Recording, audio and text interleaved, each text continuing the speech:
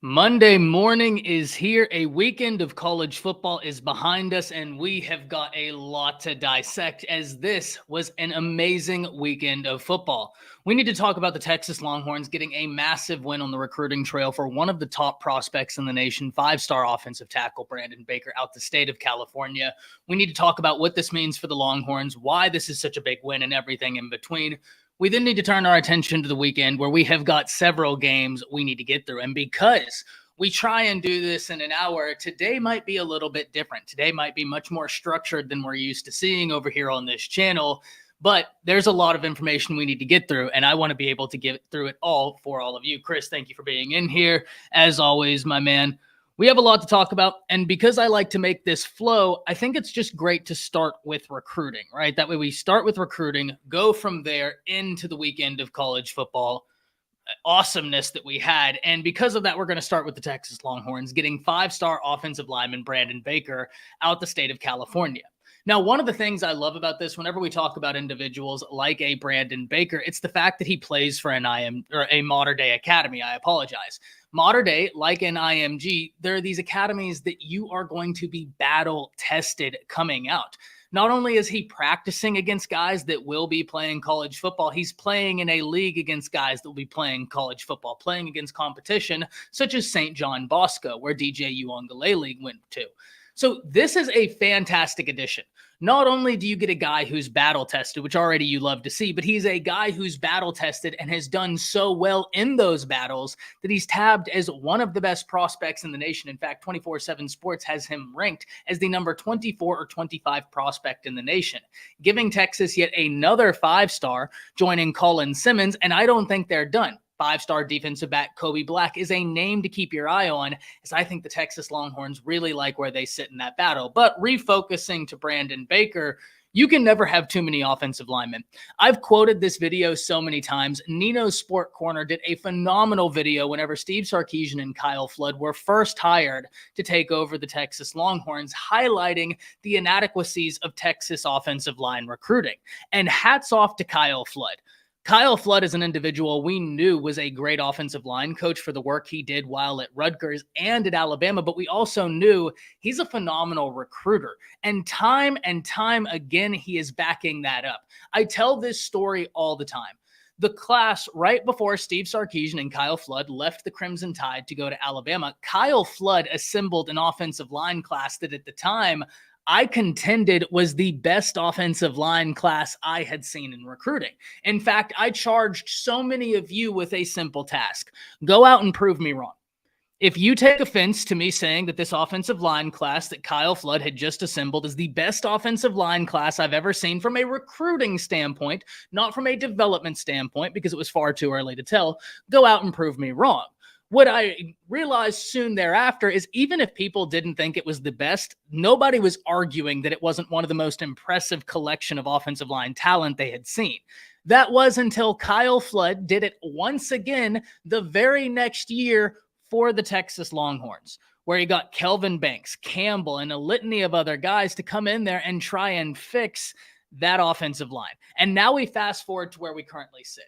The Texas Longhorns get another massive offensive line commit right before they head to the SEC on an offensive line where Banks is still going to be there a year. Campbell is still there a year. Yes, you have some veteran pieces that are moving on, but there are some pieces of this offensive line that you still feel excited about the prospect of them playing for the Longhorns next year. And still, you get in five-star Brandon Baker. Awesome win for Kyle Flood and Steve Sarkisian being able to go on the West Coast, pull him, because Oregon was a major player in this battle, and we know what Oregon does. Even though Mario Cristobal is no longer there, Alex Mirabal no longer there, both of those gentlemen in Miami doing big things on the recruiting trail down there, Oregon with Dan Lanning is still a force on the recruiting trail, and they're a force in college football right now, but we'll talk about that. So this is a great win by the Texas Longhorns. Getting in a five-star is always big. Getting in a five-star that plays in a league that you feel real comfortable about his chances of being able to transition successfully from that league to college, well, you just can't really quantify how big that is. And then we look at what this means for the Texas Longhorns recruiting class, where they sit as a top 15 recruiting class in the nation. Plenty of time left to go in the cycle. They have got 18 commits, so they've got a lot of room, and it's a class that you've got to be very excited about. You have Brandon Baker, Colin Simmons, Jarrett Gibson, Jordan Johnson, Rubrell, Freddie Dubois, just to name your top few guys. And there are still several names that chat is even coming in here and saying, these are names that Texas feels good about. I see some people saying Wingo. Wingo is a battle I'm super locked in on, guys, especially with the new Missouri NIL law. That's going to be fascinating. But Black, that is a name that I think Texas fans need to be keyed in on. Kobe Black, very talented cornerback, 5-star prospect for good reason. And Texas feels very good about where they sit in that battle. So for the Longhorns, what a weekend. You get a win on the football field, and then you back it up with a massive win on the recruiting trail that's going to help you as you transition to the SEC, which at the end of the day is exactly what you want. Make momentum happen now on the football field that you can transition and utilize in every other aspect of your program, and that's exactly what we're seeing.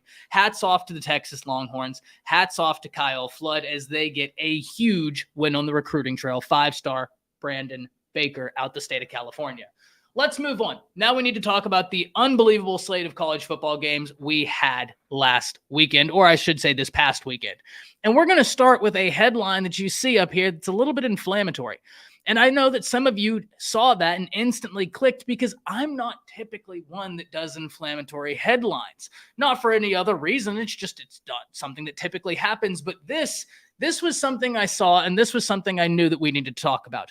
OU football's not that good. Now, Oklahoma comes off of a win against Cincinnati, and instantly some of the talk you're seeing from some publications, from a Barstool, for instance, is saying that the Oklahoma Sooners may be an improved football team, but they're not that good.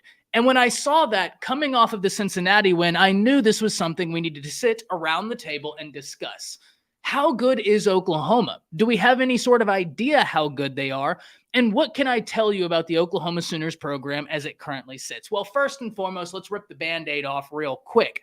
Oklahoma is a vastly better team than they were last season. I think everybody can agree with that. If we look at the defense alone, the understanding of the defense, it's so much more apparent that the guys playing for Brent Venables are more comfortable. They're more relaxed. They're more confident. And that alone can be a massive positive catalyst for a defense, just playing with an understanding and a confidence. And so far it's there. Not to say everything is perfect, but if you're at least at that stage, you can start rapidly getting to where you want to go. And I think that's where we see the Oklahoma Sooners at right now. People are confident. People are comfortable. Danny Stutzman is playing a really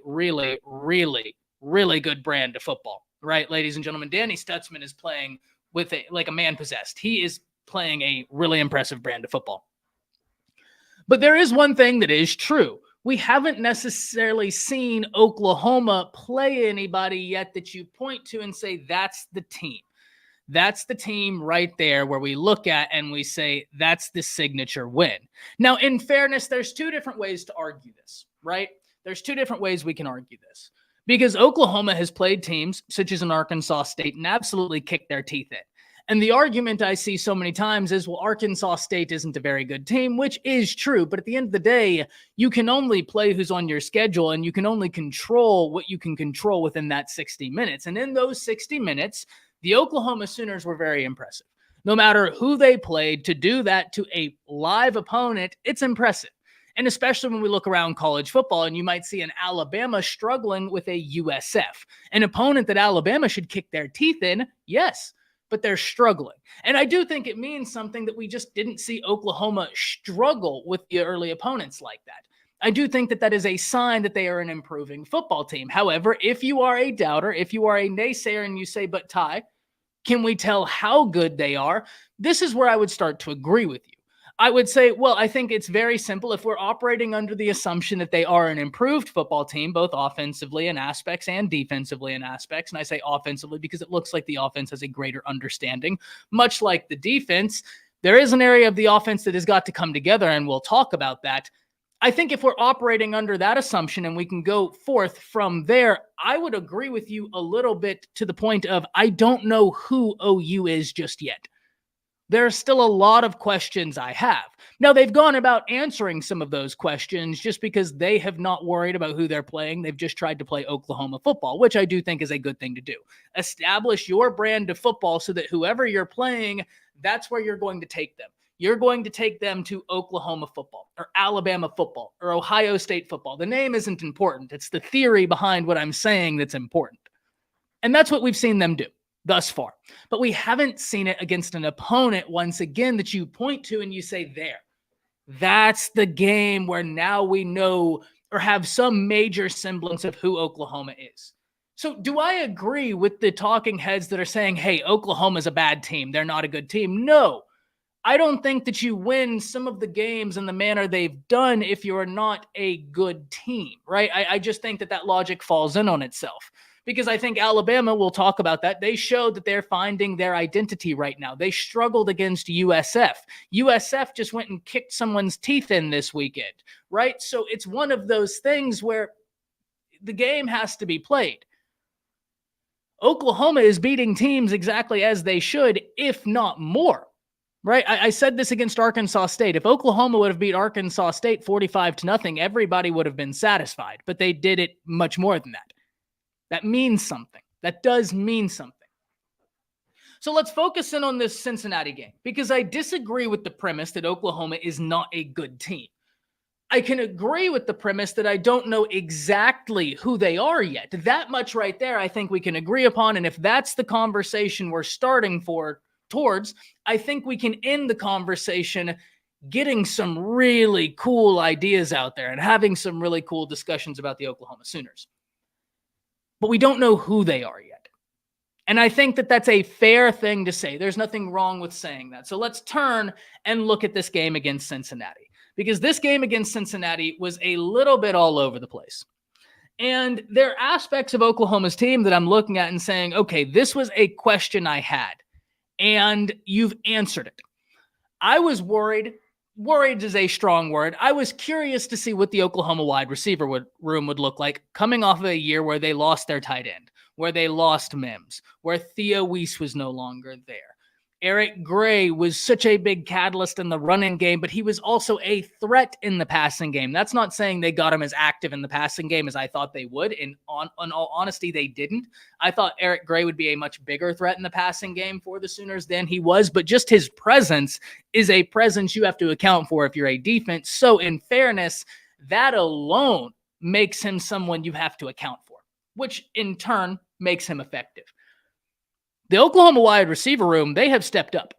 There are several names we can point to saying, hey, this guy right here, he's having a year. Gibson, Anderson, they look like wide receivers that if they keep developing, keep playing with confidence, you have an instant red zone mismatch. Andrell Anthony is coming in doing big things. You have Stoops doing his thing. I really want to see Petaway continue getting worked in because I think that's a guy that has a different type of spark. Right? He and Freeman have got speed you just can't teach. Petaway has got a different type of juice when he has the ball in his hand, in my opinion. And that's someone you need to try and get worked out on that field, especially that you have the big body wide receivers. We can kind of start to see how you can theory craft utilizing your big body wide receivers with your fast slot wide receivers.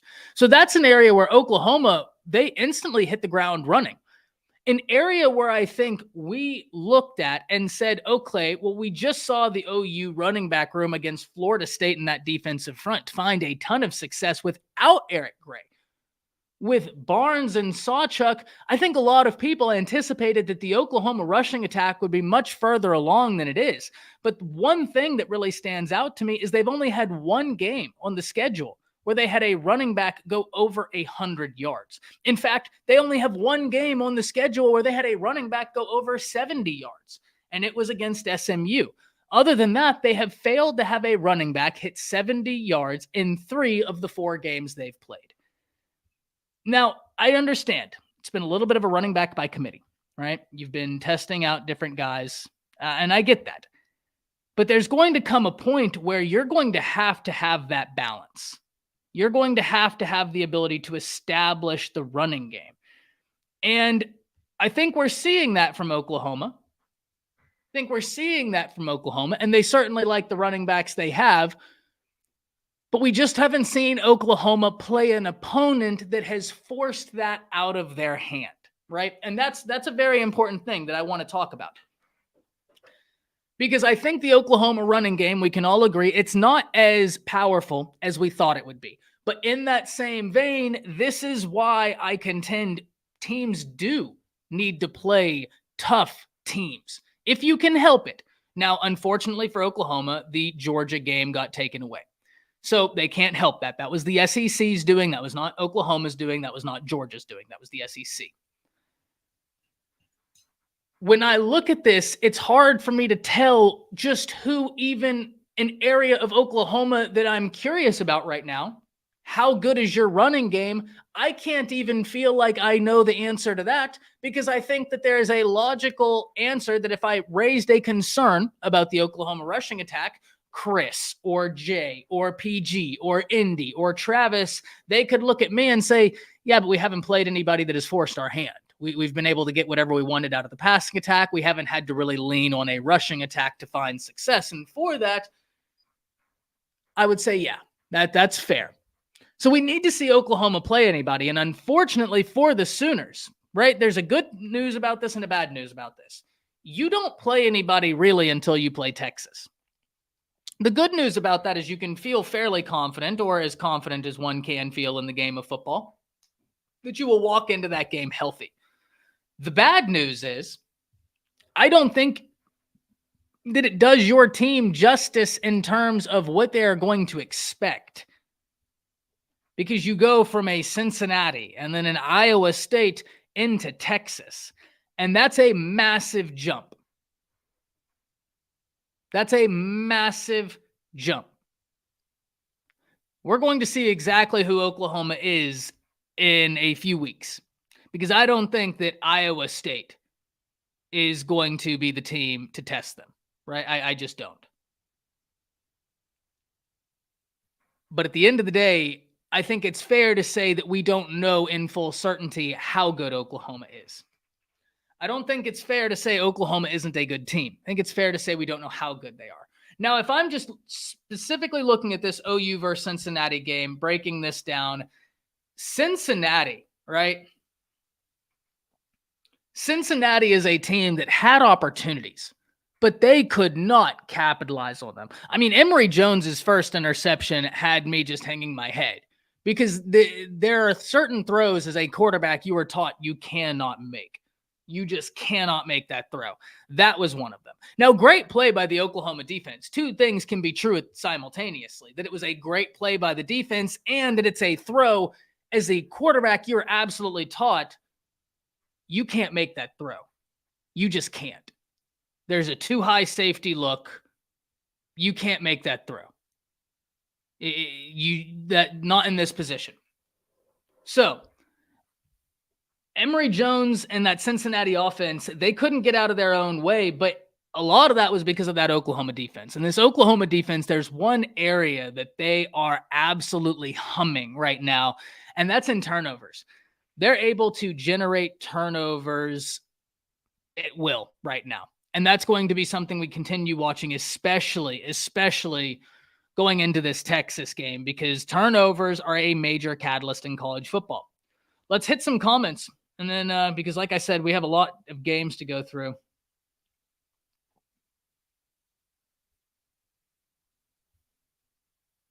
Let's see. Like 15. Yeah. This is true, Cole, but it's always a little tough whenever we get to this portion of the year, because some of those numbers are vastly inflated, right? For instance, like Arkansas State, that's a high school team. Let's call a spade a spade. Like you essentially beat Bishop Sycamore.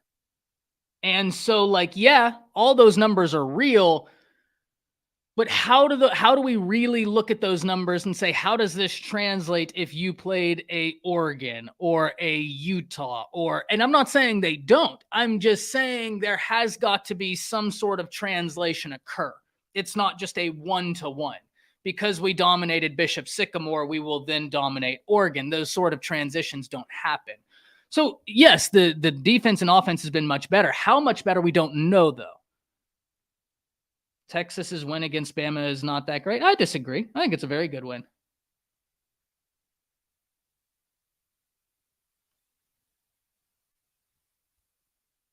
Sure they do, Cole. That's ridiculous.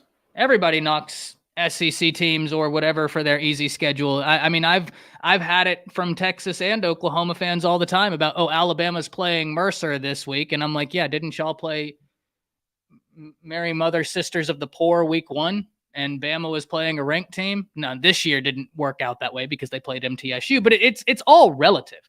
That's why I very rarely bring up strength of schedule unless it's egregious, right? And not because OU can control it, but like OU and Georgia's schedules, they're pretty egregious in terms of just like, you got high school teams loaded. And then you get some good games, but yeah, you got, it's all kind of relative. They do. They absolutely do.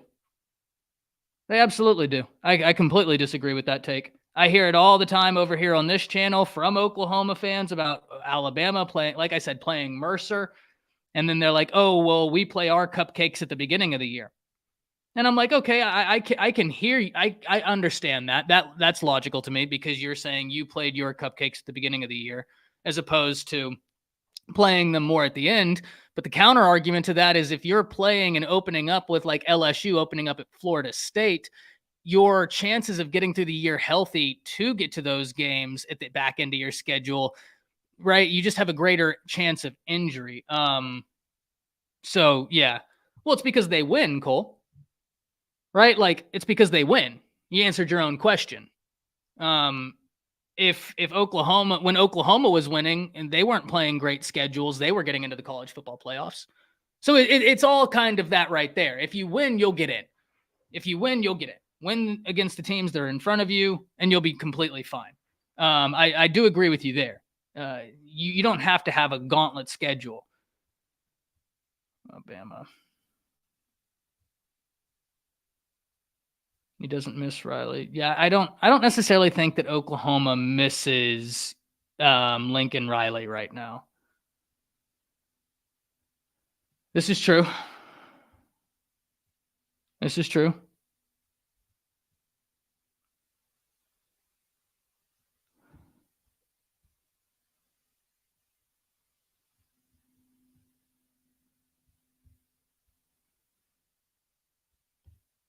Yeah, I don't think that they are exactly missing Lincoln Riley. Let me hit a few more comments and we'll go on.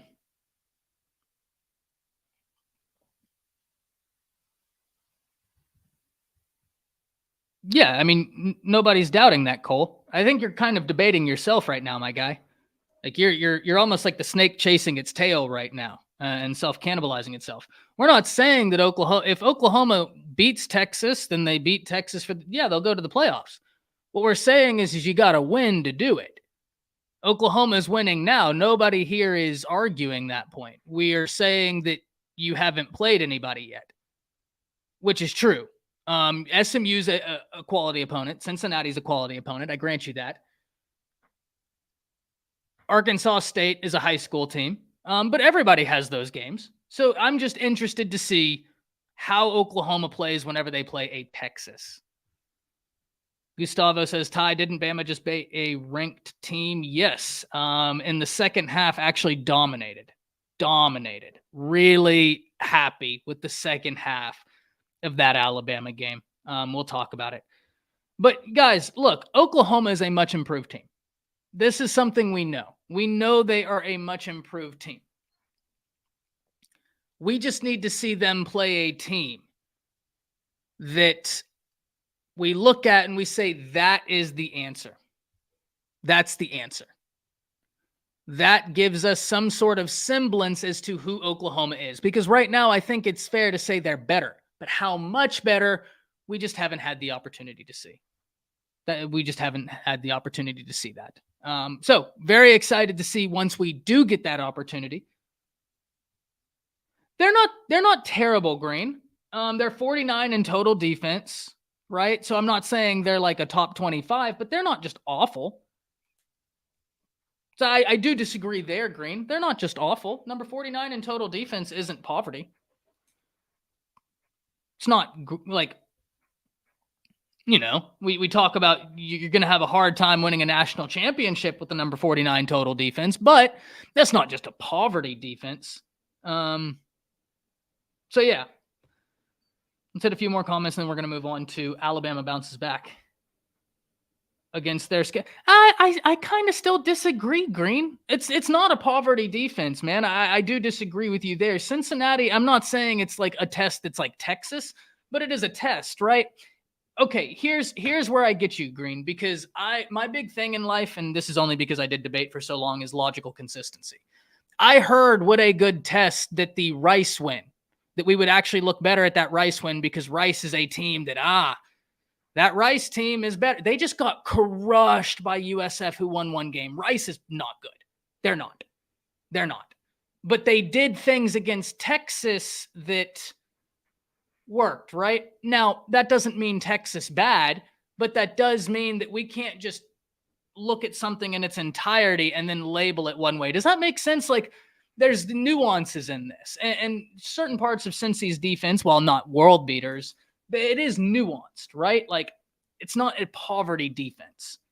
I do think that it's at least a decent enough defense to where if they had an offense, they might be able to do something.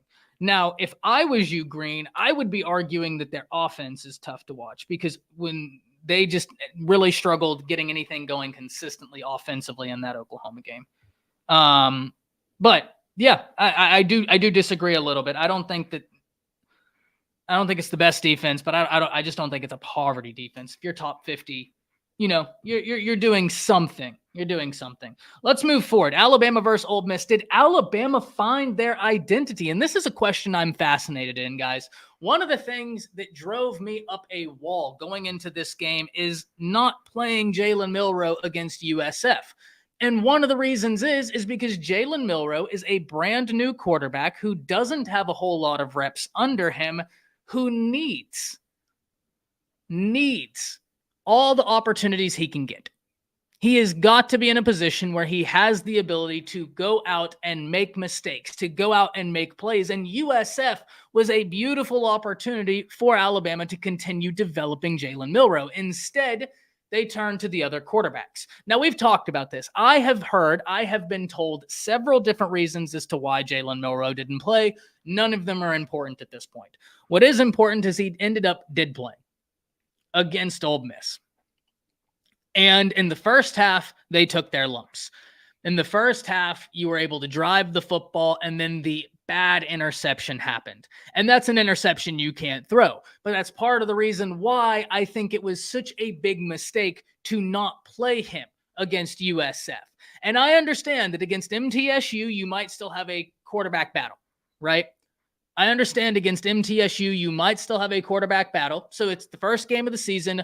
You don't play Jalen Milroe the whole game. You play Buckner. You play Simpson. I don't have a huge issue with that. I think in a perfect world, you give Jalen Milroe all the snaps up until the very end of the third quarter, until the very beginning of the fourth quarter, because you want to get him as many reps as possible. But not doing so against USF, I think it reared its head.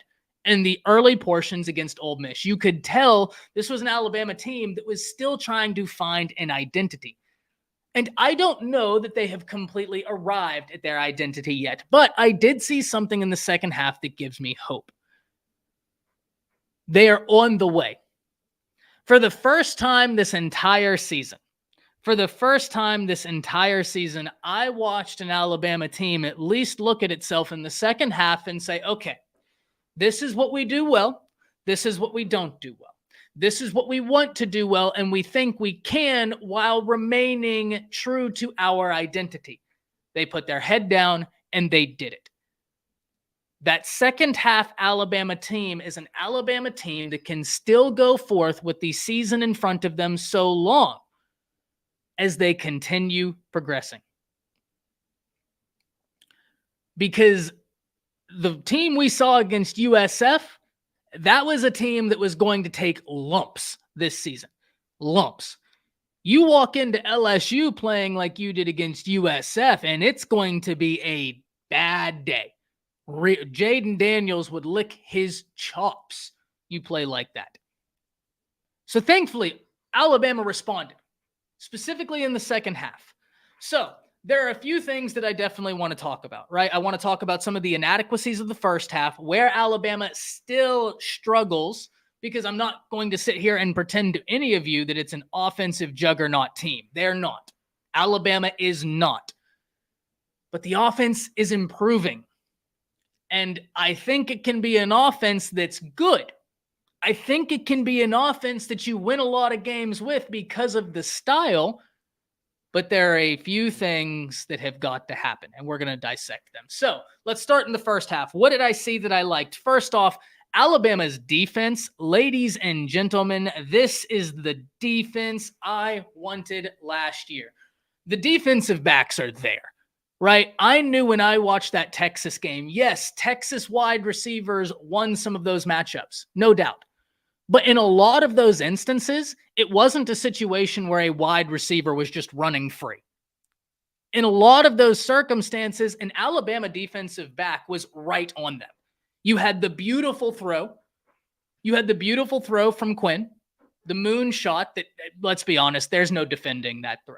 There are certain throws in college football, you're not defending that moon shot. That was as perfect of a pass as I've seen. Hats off to you on that one. I mean, you couldn't Madden that throw. Seriously, guys, that right there was, I think, maybe Quinn's most impressive throw. To arc it like that and have it come down exactly, not an inch too far. Worthy did this, and the ball went right over his shoulder into the hands. I mean, couldn't script it. There's no defense for that. There's none. Outside of that, you did have the one bad penalty on Terry and Arnold where the wide receiver had him beat, and he did a smart thing. But guys, wide receivers, defensive backs, that's going to be a battle where you get beat. If you key into wide receivers, defensive backs, they're going to be beating each other time and time and time again. Time and again. It's going to be a war.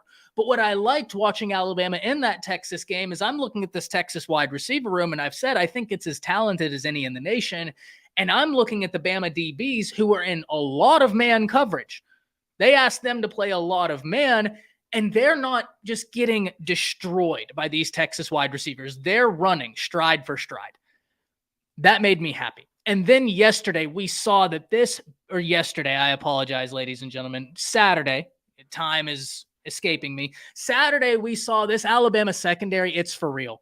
Caleb Downs, he's taken his lumps. Sark attacked him. He got baptized by a former SEC running back that now plays for USF. But he had a really solid game on Saturday. You're starting to see him understand the assignment, understand how to do this at a college level, and you're really starting to see him get up to speed. It's game 4. He's a true freshman. I think he is about to really start going and vaulting up. He is about to surge. Just based on what I saw from Ole Miss, the way Ole Miss likes to attack, there's only one other team on the schedule you look at and you say, okay, they're going to attack us in a similar manner, which I believe is LSU. Maybe A&M. I just don't know A&M well enough yet. I don't know what they're doing right now. That's not to say it's a negative. I just don't know. Especially with Weigman going down, right? Like any question I had about A&M now just got exacerbated because now they have a total changing of the guard. Though Max Johnson played his tail off. Hats off to him. Love to see him throw a touchdown to his brother. How cool is that? That's awesome. But neither here nor there. Caleb Downs played well. Kool-Aid McKinstry, I mean, he is having a really solid season, guys. Really solid. When I was watching him just straight up cover these wide receivers, and granted, I think there is an argument to saying these aren't the Ole Miss wide receivers of past, but that's exactly why I brought up that Texas game, where it's not like that they were getting taken to town in the Texas game. That was a beautiful matchup of awesome cornerback play against awesome wide receiver play. There's going to be wins. There's going to be losses. That's a battle you got to sit back and enjoy. Kool-Aid was on one against this Ole Miss wide receiving core. I mean, he was stingy. Terry and Arnold is continually showing people he is as an athletic of a defensive back as you could possibly want. He got the interception. Had he not gotten it, I think Caleb Downs would have came down with it, but there is no way to tell. Caleb Downs dove, literally Superman dove and was like this. We've seen him make those interceptions in high school.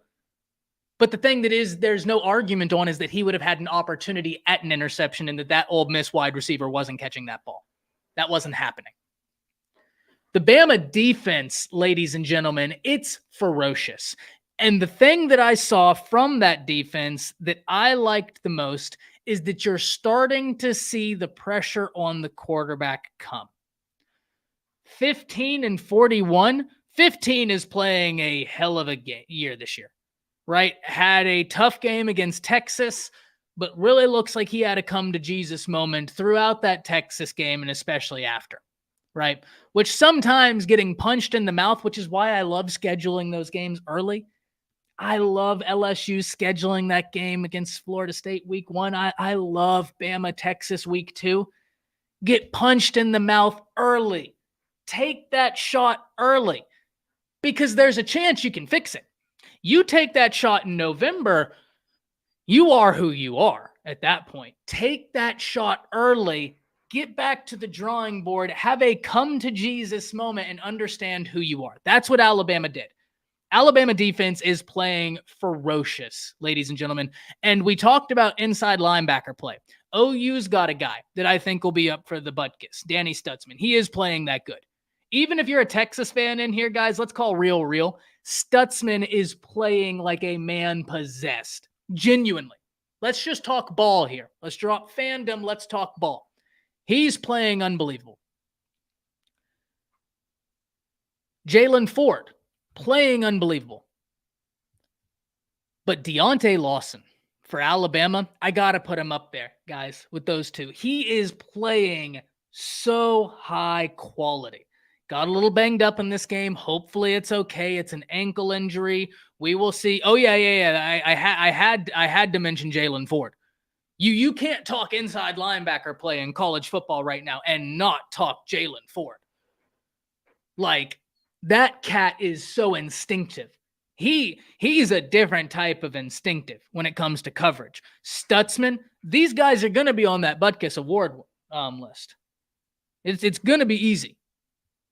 Nick, though, but here's the thing, brother. Here's the thing. We can only look at what we've seen, right? We can only look at what we've seen. Stutzman is playing unbelievable football. No matter what. He's playing unbelievable football. It is what it is. He is playing sensational. Jalen Ford playing sensational. But Ford is 8 interceptions. And exactly. That's what I mean when I say he's one of the most instinctive linebackers in the nation. It's wild. What he does in coverage is he's going to get eaten up in the draft. Let me tell you what. There might be a fist fight. There might be a fist fight trying to see who gets Jalen Ford because he's different. He's done more than develop, Nick. Stutzman's playing. He is playing such a good brand of football right now. I'll tell you what's so wild. I am watching Oklahoma and I can't see a tackle being made without 28 emerging from the bottom of the pile. He's there early and he's there with bad intent. Linebacker play right now is really, really, really good. Really, really, really good. Linebacker play right now across college football. There are some excellent linebackers. So as we're winding down this Bama-Texas game, I like the Bama defense. The defensive front is starting to show itself, and number 96 is emerging. And understand why that's big. 96 is emerging, and Alabama needed a bit more on the interior. Otis was already a guy that was going to be, that's going to be the next big name from that Alabama defensive line, Jaheim Otis. He's going to be the next dude. He is a warrior. But Tim Keenan is showing up. And If you get more individuals in that interior, you're going to allow 15 and 41 to really feast. They're feeling themselves right now. The last thing I'll say about Alabama's defense, guys, it's not just one linebacker. Deontay Lawson is playing amazing. There's 4 linebackers right now for Alabama that could start anywhere. Well, maybe not anywhere, depending, because I just said there's some excellent linebacker play. But there are 4 linebackers for Alabama that could start at 95% of college football. Yeah. Really 3 that I think are just playing out of their mind right now. And one of them, Texas fans, you'll love this. Kendrick Blackshire is playing like a man that's pissed off. Oh, and it's apparent. He's playing with something to prove. He's playing with emotion, but he's not playing emotional. Yeah, he's playing real well. Offensively, let's talk Alabama's offense because they are not there yet. They're not there yet. Alabama's defense is a defense that, thank the heavens, it is what it is because it allows Alabama's offense to find themselves. If Alabama's defense wasn't what it is, this would be a team that's in trouble because the defense allows the offense to make mistakes. The defense is really good, guys. It's a really solid defense. I'm really excited by what I've seen thus far. The offense now has got to do their part. And thankfully, we started to see that in the second half. Right now, Alabama has got to get in a situation where they just roll with Milroe. Just roll with Milroe. You've already played the quarterback carousel, and I'm worried that if you do it too much longer, you're going to destroy any sort of confidence this offense as a unit had.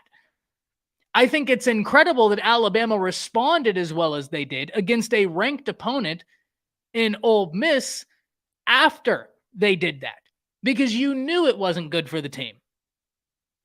That's why they called a team-only meeting, because they knew it wasn't good for the team. So Alabama's offense first half comes out, does next to nothing. You're moving the ball, but you're not capitalizing. Second half, you start to see an identity.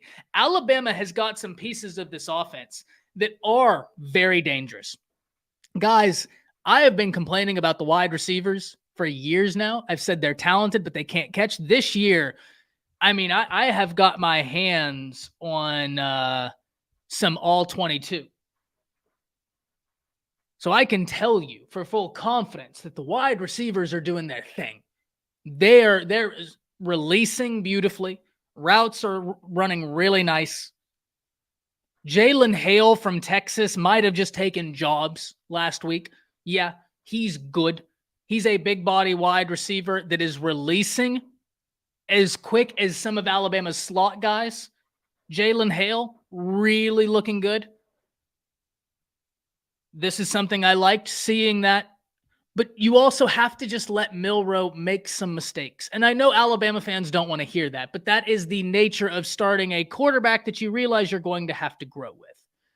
But Green, my brother, let's call this a spade, man. How about that touchdown throw to Jalen Hale, where he stood in the pocket, saw pressure coming right at him,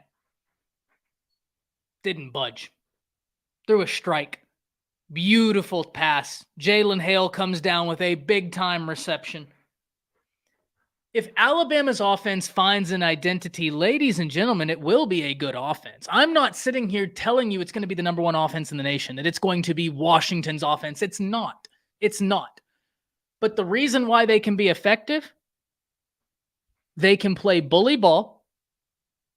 They can play bully ball. If the offensive line gets it together, and in the second half, they're starting to play with a bit more confidence, if you can play bully ball, and if you let Jalen Milroe play the offense to his strengths, it's going to be tough because the defense is good, and you're only going to have so many opportunities, and it's going to be a power team. So I was very excited by what I saw from Alabama, but in no way, shape, or form am I going to tell you right now, Alabama's back.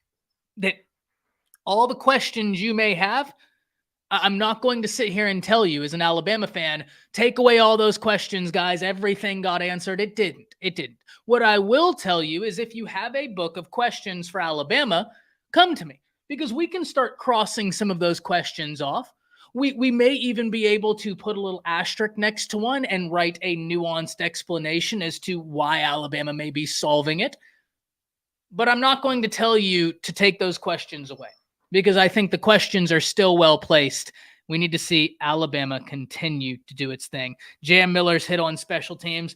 Brother, I almost ran through a wall here. That's what we need. That's what we need. Pigpen says, Arkansas fan here. I'll keep quiet. Pigpen, you get as active in this chat as you want, my friend. You are a college football fan, and because of that, you are one of the people.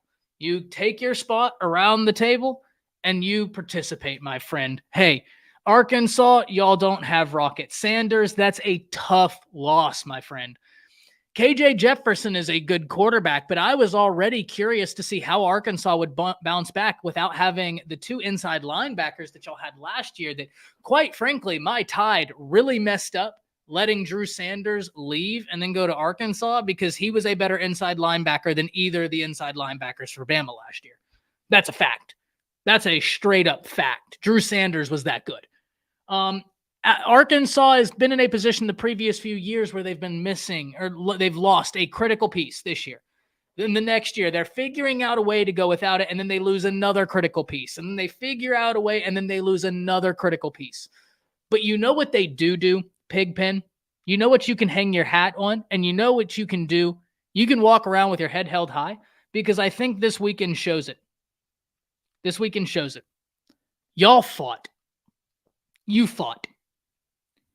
That's all you can ask. Are you going to be a team that when things aren't going well, you still get back up? And Arkansas never stopped getting back up.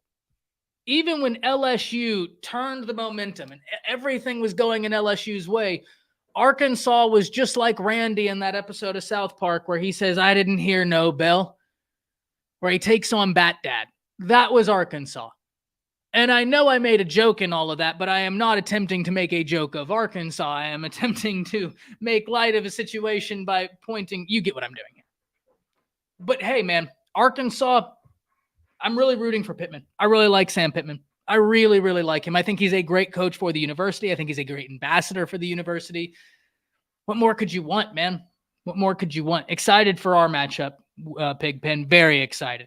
Let's move on to this game right here. Colorado destroyed by Oregon, and my goodness gracious, Colorado got taken to the woodshed.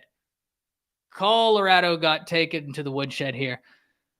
Blood, thank you for hopping in here as always, my friend. If I'm not as keyed in on some content or comments today, guys, it's because there's so much college football to talk about, and I'm trying to do as close to an hour as I can just for myself so that I start getting better.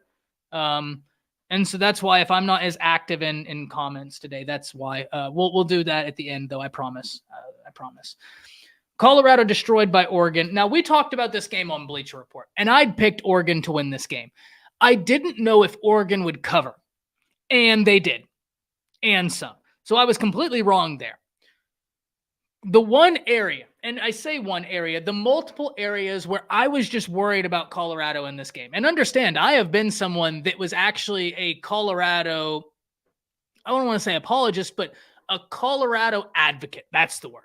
There we go. I have been a Colorado advocate because I feel like a lot of people, not everybody, there are certainly people in here who I've heard their complaints with Colorado. And I think some of the people in here, your questions are well placed because you're talking football. You're not talking, I think a lot of the people in here, if you have questions, they're football-based. Football-based questions are logical, they are appreciated, and they are to be talked about.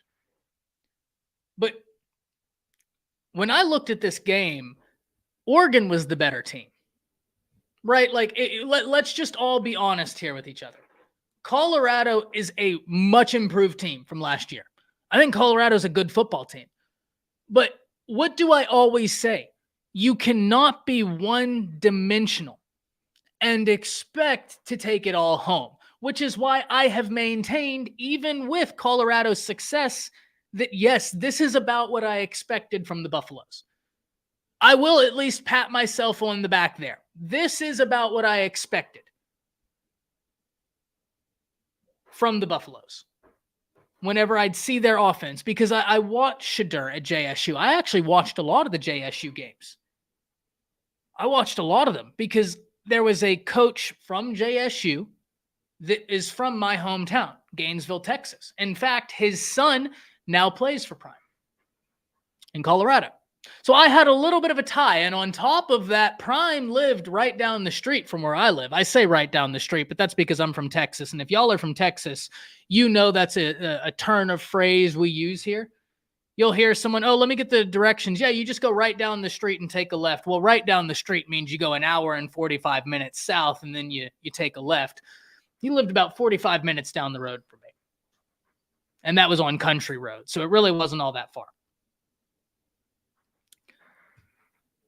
So I already, whenever he went to JSU, Coach Prime, that is, I was enamored because I came from a community that was personally affected from his presence.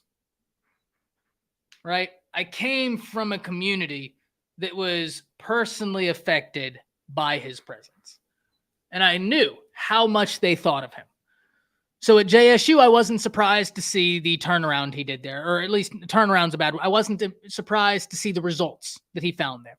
At Colorado, I wasn't necessarily surprised because I've been trying to tell all of you and anybody that would listen, Colorado is going to be a much better team than people anticipate. Are they going to win the Pac-12? I didn't think they would. Are they going to make a college football playoff? Well, if I just said they're not going to win the Pac-12, I think it stands to reason that they're not going to make the college football playoffs. But are they going to be an improved team? Yes. Are they going to be a better team than people think? Yes. Can Coach Prime coach? You bet your sweet bippy. All of which are things I still believe in. But they met a team in the Oregon Ducks that was more complete. They were better on defense. They have a more complete offense. And Dan Lanning inherited a program that was way further ahead than the one that Coach Prime inherited.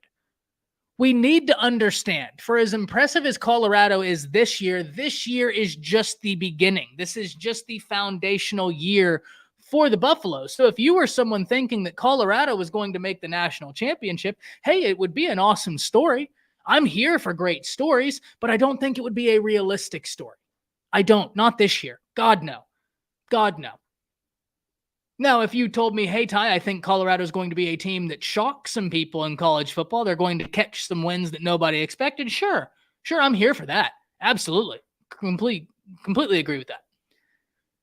But I have always been of the mindset, and I have been wanting to be proven wrong. And thus far, I have not. But I am still very open to the possibility that I can be proven wrong. The transfer portal is a great outlet for band-aiding a team. Coach Prime used it because he was brought in there. Coach Prime used the transfer portal because he was brought in there to win games. And so he utilized the means and the modes in college football that would allow for him to most instantly win games. The transfer portal. I'm not mad at that. I'm not. That's business. And I think college football fans are waking up to an unfortunate reality that I have known about only because I have been around so many college football players. That college football didn't just become a business. College football has been a business, and it's been a nasty business. That's the truth of it. Just ripping that Band-Aid off for anybody that didn't know it. And most of you in here knew it. Because you're not the average college football fan. It's Monday morning. And you're all in here. Right? So I'm not surprised Colorado got beat. Colorado hasn't been able to establish a rushing attack. They haven't been able to keep Shedeur upright consistently. The passing attack is as good as it gets. Like, let's be honest here. And Shedeur is an unbelievable quarterback. He's sensational. Shedeur has been everything that they hoped he would be and so much more. Point blank, period. Point blank, period. Because it's his decision-making. It's his decision-making that's elite. Like, we can talk about what he brings to the table athletically. All that's well-placed. It's his decision-making that is beyond the pale. He understands where to put the ball, where not to put the ball, to keep a drive alive. They just don't have the offense outside of that passing game to allow the passing game to maximize what it wants to do. And they don't have the defense to be put in a situation where someone starts putting the clamps on that passing game. Because then there's no stopping the slot that's about to happen. And we just saw it. So Colorado takes on USC this next weekend. And I'm not going to lie, I have USC winning that game as well. Now, I think it will be a much different game because USC's defense is not USC's defense is not Oregon's defense. This is what happens when you do this live. Mistakes are bound to happen. And there you heard one. USC's defense isn't Oregon's defense. That Oregon defense was a top 20 defense in pretty much every statistic that mattered in this category. Right? Like they against Colorado. Let's hit some comments. The question is, will Colorado and its fans give Deion enough years to truly rebuild? Because it won't be until year 3 or 4. I think he can do it a bit before then, Day, but I think that your question is unbelievably well placed. I think that your basic question here is very well placed. I think that he can start winning sooner than that, but I think that it's one of those things, right? Like, what are we talking about? Are we talking winning the Pac-12, or let's pretend in this scenario that the Pac-12 would exist for 10 more years? I don't think he wins the Pac next year. I don't, right? So we're on the same page there. I think he wins more games, but I think your basic premise here is incredibly well placed. And I do think the answer is yes, because they're not a greedy fan base. And what I mean when I say that, it's not like OU fans or Bama fans where you're accustomed to winning, or even Ohio State fans where you're accustomed to winning. And anything less just isn't acceptable. Colorado's kind of accustomed to losing. And so right now, like, even in a loss, they're still like, their environments in losing is still like 10 times more hype than whatever. Well, yes, Jason, I understand that, but I'm just posing a scenario, right? That way I can keep everything clean, and like a clean linear line as to how we see it this year. Does that make sense? Right? Like just carrying over the logical consistency for the improvement we've seen from when he got there to now, based on the Pac-12, and if that was to carry over, I still wouldn't have him winning the Pac-12 if it existed next year.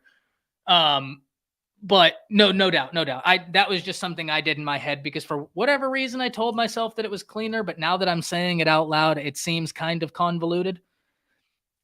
Welcome to my mind. It doesn't make sense. Anthony, I apologize, brother. Let me go find this. Ty, a lot of NFL scouts see Shedeur is a system quarterback that is not going to be successful in the NFL. He might have to transfer. Oh, no. I completely disagree with that. One, he's an athletic guy. I don't think, I mean, he might be, but he's a quarterback, man. He's a quarterback. And the reason why I think it's hard to say he's a system quarterback is they're running a similar system, but he just got a brand new offensive coordinator. Right? He just got a brand new offensive coordinator. So he's working now with a different offensive coordinator. And the thing for me, Anthony, is we need to dissect how he's winning. We need to discuss how he's winning these games. Like, what is Shedeur doing that's helping him find success? And he's not relying on brute athleticism, which would be fine. If he was just running around like a chicken with his head cut off because the offensive line isn't that great, and it's not, and he was making these beautiful throws, that would be awesome. But what we're seeing is a quarterback through fire go through progressions, like actually go from read 1 to read 2 to read 3. Okay, that's not there. Let me go back to 1. Like, that's impressive. And that's why I remain so high on Shedeur. It's because I'm watching an offensive line that's still not great, but I'm watching a quarterback remain calm through the fire and go through progressions. Nah, the young man can play quarterback, man. He is gifted. He's gifted. Blood makes a great comment as well. He has sold out their games and their merchandise is up 82%. Colorado is making money now and getting national attention 100%. 100%. One more game, guys. I know I said we'd keep it tight to an hour, but we're practicing. We're getting better. Notre Dame versus Ohio State. Ladies and gentlemen, if you weren't aware, every Friday morning we do a college football roundtable table talk over on the Bleacher Report app where myself, Unfair Sports, Steven with Fanatics Perspective, and Nino of Nino Sports Corner, we all sit, we talk, and we pick our games for the weekend. I I have got a major bone to pick with Notre Dame because I was about to have a perfect weekend of predictions. And then here comes Notre Dame. In all seriousness, what an amazing game. I told my wife at halftime, like when Ryan Day was interviewed for the halftime interview, I looked at my wife and I was like, there's no way that it's halftime. That has to be the end of the first quarter.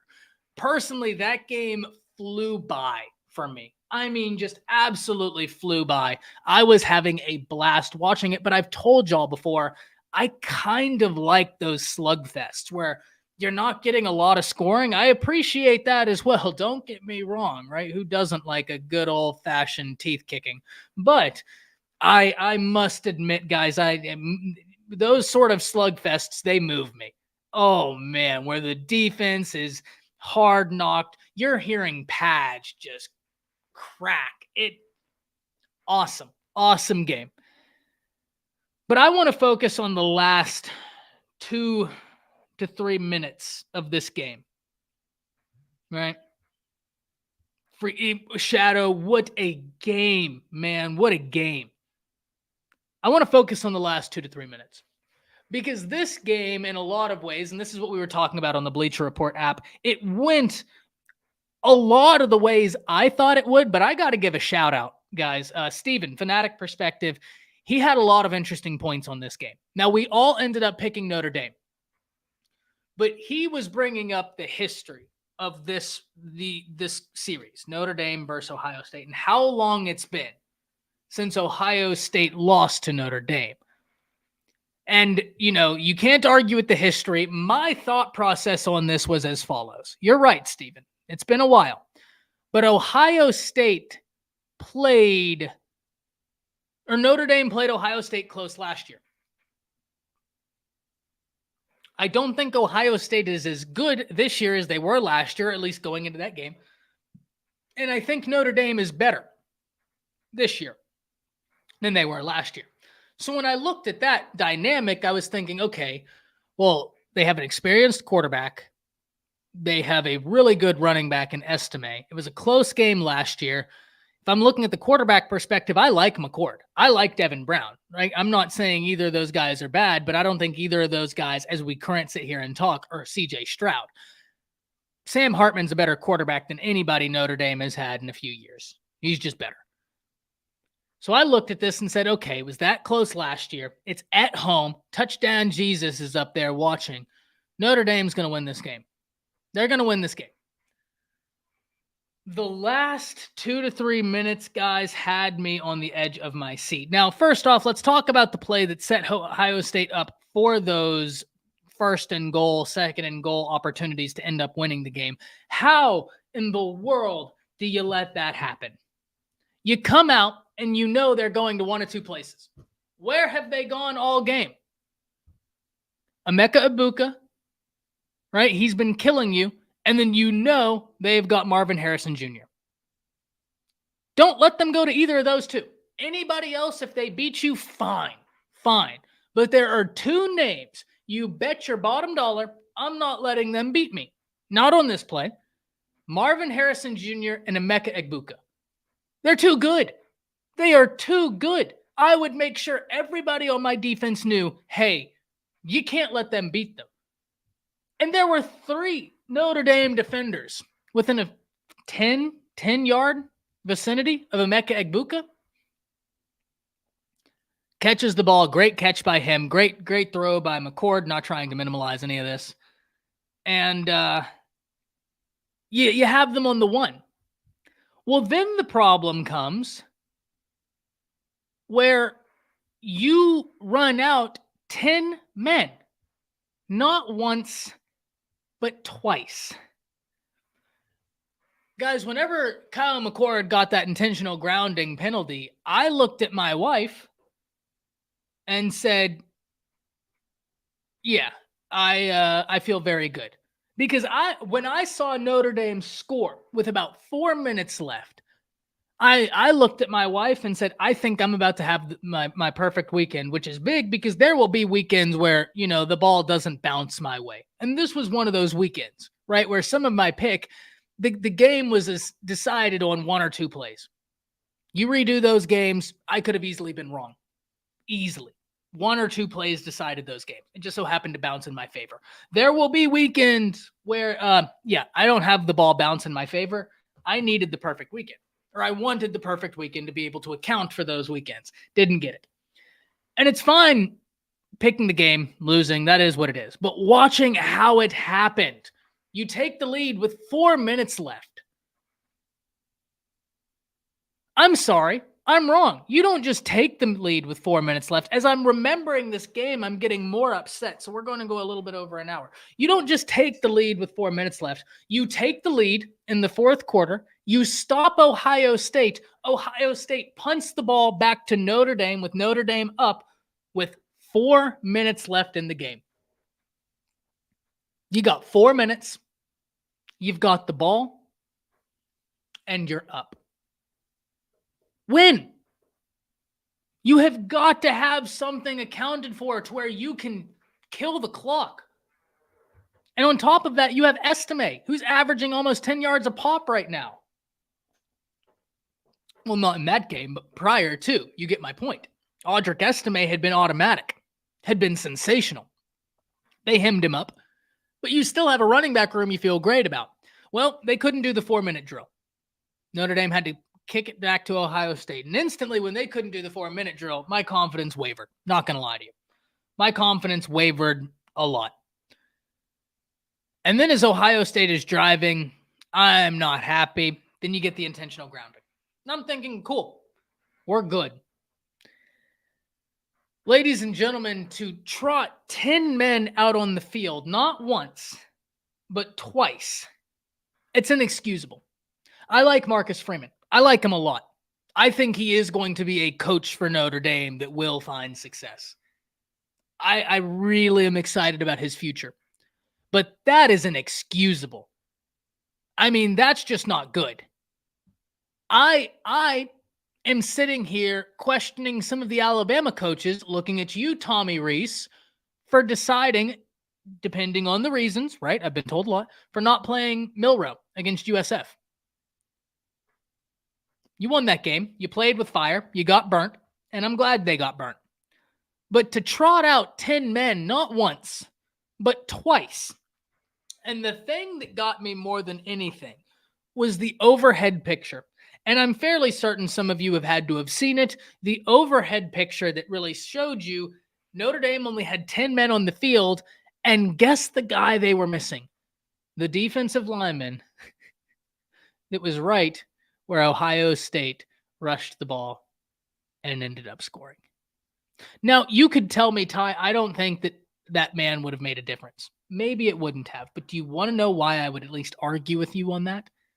Because Notre Dame had stopped Ohio State on a fourth down just a few drives before. That defense showed up for Notre Dame just a few drives before on a 4th and 1.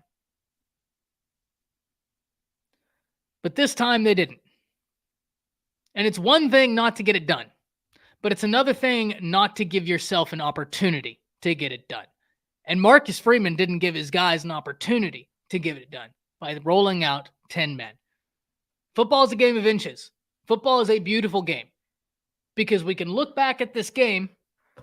You have 10 men on the field twice, and you missed a field goal. You lost by 3 points. That's why football is what it is. And that's why it's the best game in the world, in my opinion. What a weekend, guys, of college football. We still have got some games we need to talk about. We didn't have time to cover. We're going to be talking about that Florida State-Clemson game tomorrow. We're going to be really diving into LSU, Arkansas tomorrow. We're going to be doing a lot tomorrow, so hope to see y'all over there. We will be back live this evening, so long as the weather permits. God knows it's been wild over here. So we'll see. I'll let y'all know for certain, though.